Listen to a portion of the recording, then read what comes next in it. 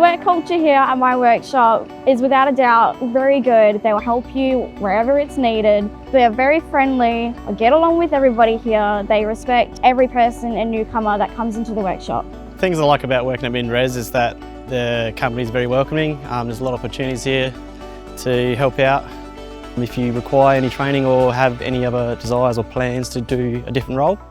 The training that I have received through MinRes, they have helped me to get my forklift ticket, they will help me to get my doggers and riggers ticket, and they've also helped with me getting my first aid as well.